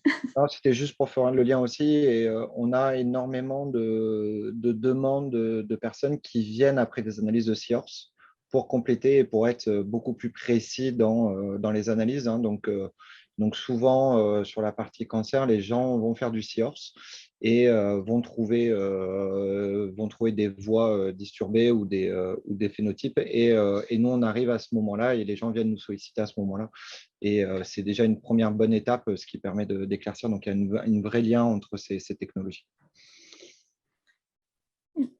Bien, très bien, je vous remercie beaucoup. Ça nous fait une phrase de conclusion, c'est parfait. Du coup, merci à tous. Allez-y, deuxième phrase de conclusion. Je voulais rajouter juste une chose, et l'exemple de Géraldine est le nôtre, même si finalement c'est à l'opposé en termes de thérapeutique, hein, montre bien que c'est la somme de toutes ces techniques qui font un projet. Et c'est la complémentarité de toutes ces techniques qui font un projet. Donc, ne pas hésiter aussi à aborder le métabolisme avec des approches qui initialement ne le sont pas, comme le single-cell RNA-seq ou le transcriptomique, mais après, évidemment, on est obligé d'utiliser du C14, du C12, du C13. Donc, je pense que c'est la complémentarité et la multiplication de toutes ces petites techniques qui font, ou des fois grosses, hein, qui font la performance aussi des projets et leur qualité. Hein.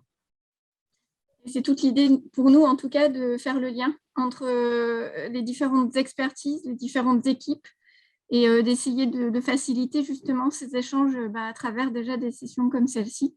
Donc, on vous remercie vraiment pour votre participation à tous. peut-être d'autres sessions sur d'autres… Ah non, mais on en a d'autres de prévues plein pour d'autres 2022. idées pour l'année prochaine.